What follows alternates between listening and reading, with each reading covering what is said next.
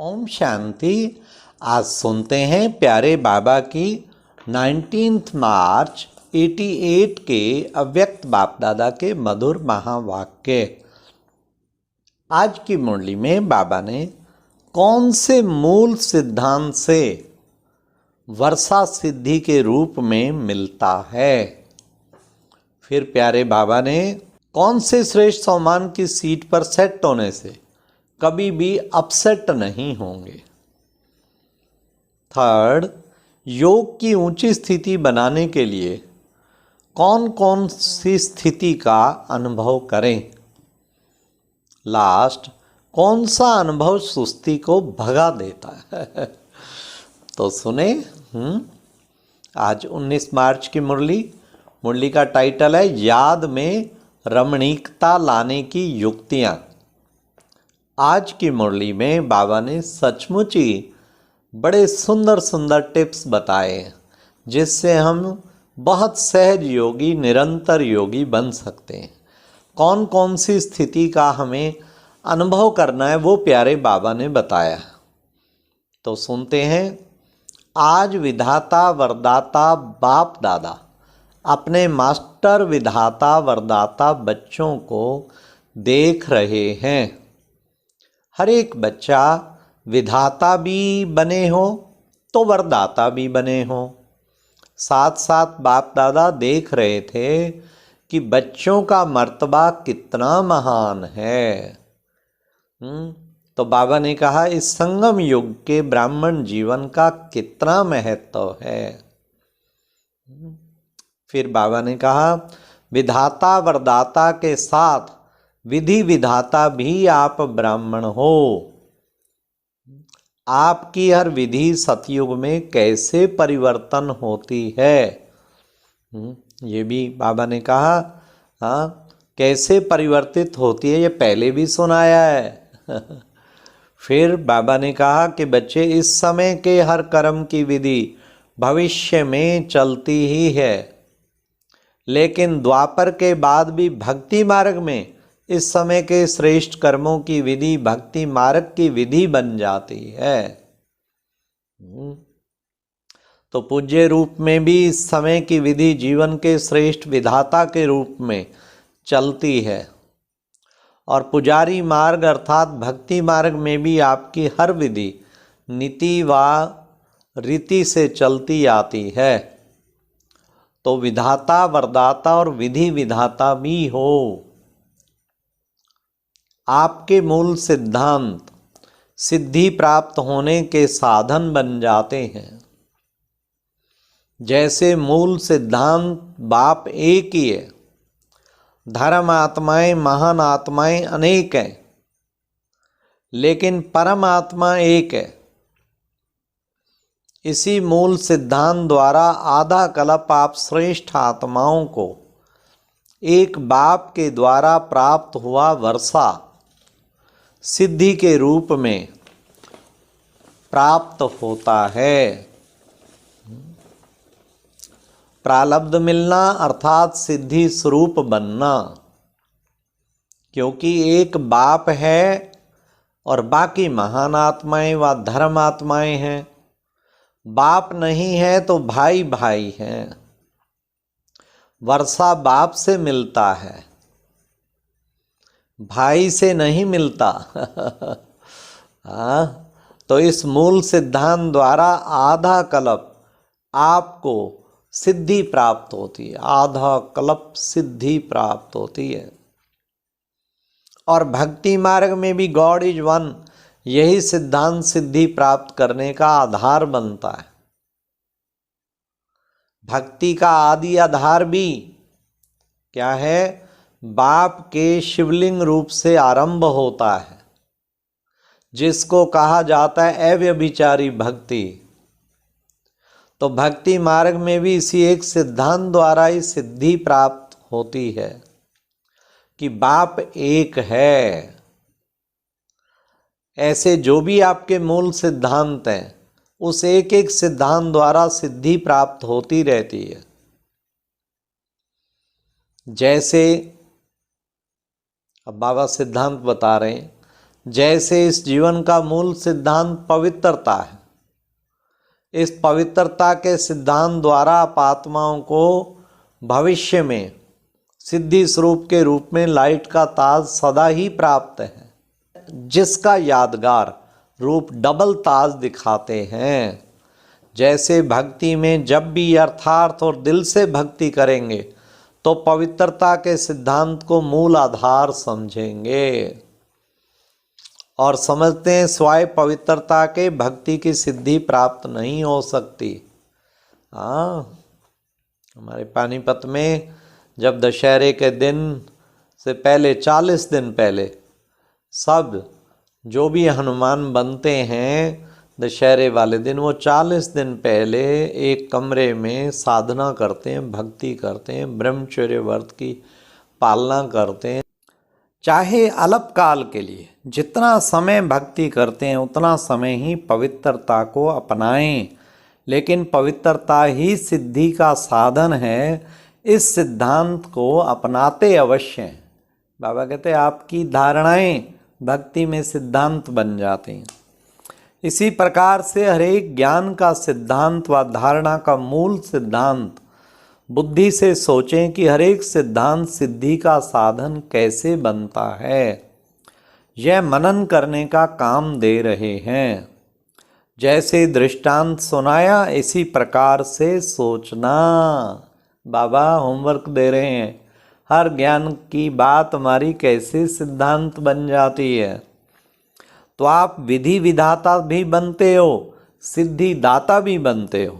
इसलिए आज तक भी जिन भक्तों को जो जो सिद्धि चाहिए वो भिन्न भिन्न देवताओं द्वारा भिन्न भिन्न सिद्धि प्राप्त करने के लिए उन्हीं देवताओं की पूजा करते हैं।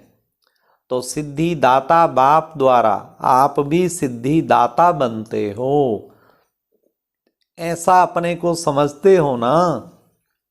जिनको स्वयं सर्व सिद्धियां प्राप्त हैं वही औरों को भी सिद्धि प्राप्त कराने के निमित्त बन सकते हैं। सिद्धि खराब चीज नहीं है, क्योंकि आपकी रिद्धि सिद्धि नहीं है। रिद्धि सिद्धि जो होती है वह अल्पकाल के लिए प्रभावशाली होती है, लेकिन आपकी अर्थार्थ विधि द्वारा सिद्धि है। ईश्वरीय विधि द्वारा जो सिद्धि प्राप्त होती वह सिद्धि भी ईश्वरीय सिद्धि है। हाँ, बाबा ने कहा जैसे ईश्वर अविनाशी है तो ईश्वरीय विधि और सिद्धि भी अविनाशी हैं। रिद्धि सिद्धि दिखाने वाले स्वयं भी अल्पज्ञ आत्माएं हैं, उन्हों की सिद्धि भी अल्पकाल की है। लेकिन आपकी सिद्धि सिद्धांत की विधि द्वारा सिद्धि है। सतो प्रधान भक्ति की शक्ति भक्त आत्माओं को सिद्धि की अनुभूति आजकल के भक्तों से ज़्यादा कराती है। इस समय की भक्ति तमो प्रधान भक्ति होने के कारण न यथार्थ सिद्धांत रहा और न सिद्धि रही है। तो इतना नशा रहता है कि हम कौन हैं। सदा इस श्रेष्ठ सम्मान की स्थिति की सीट पर सेट रहते हो। कितनी ऊंची सीट है। जब स्थिति की सीट पर सेट रहते हो तो बार बार अपसेट नहीं होंगे। कौन सी सीट? अब सुनिए, यह पोजीशन है ना, कितना बड़ा पोजीशन है, विधि विधाता सिद्धि दाता। तो जब इस पोजीशन में स्थित होंगे तो माया अपोजिशन नहीं करेगी, सदा ही सेफ रहेंगे। अपसेट होने का कारण ही है क्या? अपनी ऊंची श्रेष्ठ स्थिति की सीट से साधारण स्थिति में आ जाते हो। याद में रहना व सेवा करना एक साधारण दिनचर्या बन जाती है, लेकिन याद में बैठते हो तो अपने कोई ना कोई श्रेष्ठ सम्मान की सीट पर बैठो। सिर्फ ऐसे नहीं, याद के स्थान पर व चाहे योग के कमरे में चाहे बाप के कमरे में बेड से उठकर वह सारा दिन में जाकर बैठ गए। नहीं नहीं नहीं, केवल बैठना ही सफिशिएंट नहीं है। लेकिन जैसे शरीर को योग्य स्थान देते हो वैसे पहले बुद्धि को स्थिति का स्थान दो। किस स्थिति पे सेट रहना है ये भी स्थान देना है ना। तो ईश्वरीय नशा सीट से स्वतः ही आता है। आजकल भी कुर्सी का नशा कहते हैं ना, कुर्सी का नशा। हाँ, आपको तो श्रेष्ठ स्थिति का आसन है। कभी मास्टर, अब सुनिए कौन कौन सी योग की स्टेजेज, कभी मास्टर बीज रूप की स्थिति के स्थान पर सीट पर सेट हो, कभी अव्यक्त फरिश्ते की सीट पर सेट हो, तो कभी विश्व कल्याणकारी स्थिति की सीट पर सेट हो।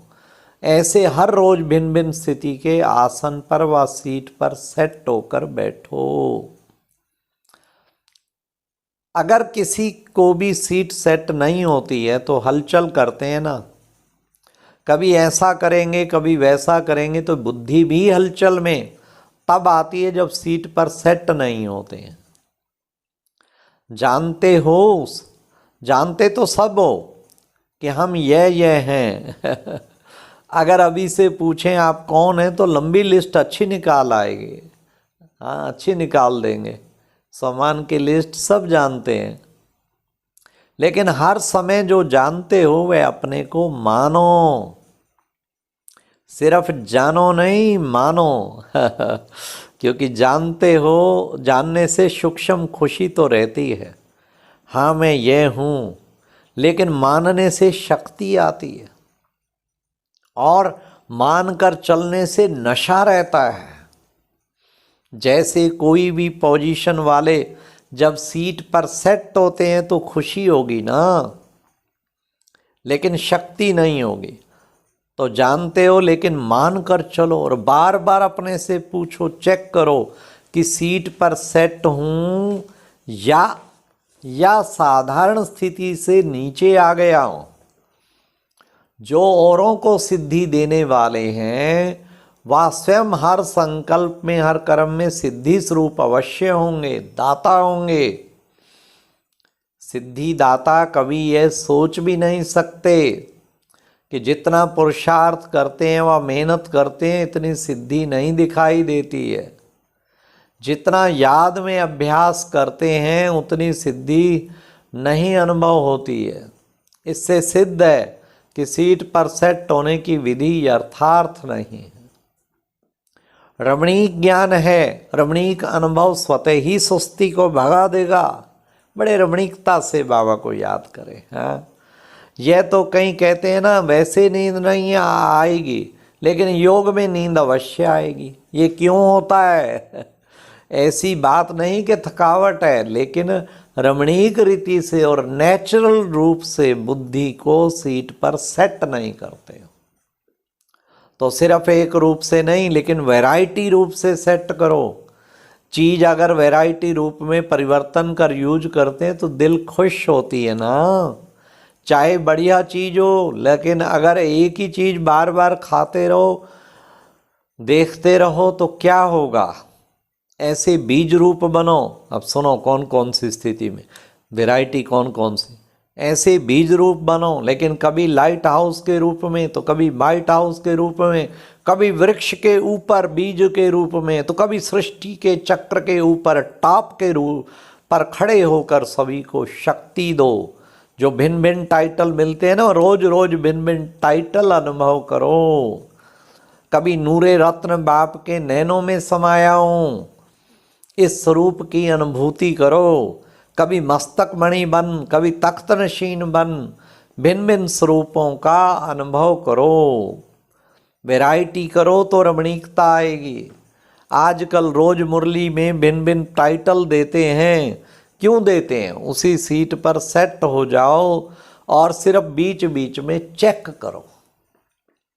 पहले भी सुनाया था कि भूल जाते हो, 6 घंटे 8 घंटे बीत जाते हैं, फिर याद आती है फिर सोचते हो, इसलिए उदास हो जाते हो कि आधा दिन तो चला गया। नेचुरल अभ्यास हो जाए, जब भी विधि विधाता व सिद्धि दाता बन विश्व की, तभी बाबा ने कहा आत्माओं का कल्याण कर सकेंगे। समझा? अच्छा, चारों ओर के सर्व सेवा के उमंग उत्साह में रहने वाले, सदा एक बाप के स्नेह में समाये हुए, सदा हर कर्म में श्रेष्ठ विधि द्वारा सिद्धि को अनुभव करने वाले, सदा स्वयं को विश्व कल्याणकारी अनुभव कर हर संकल्प से बोल से श्रेष्ठ कल्याण की भावना और श्रेष्ठ कामना से सेवा में बिजी रहने वाले, ऐसे बाप समान सदा थक सेवाधारी बच्चों को बाप दादा का याद प्यार और नमस्ते। अच्छा, ओम शांति।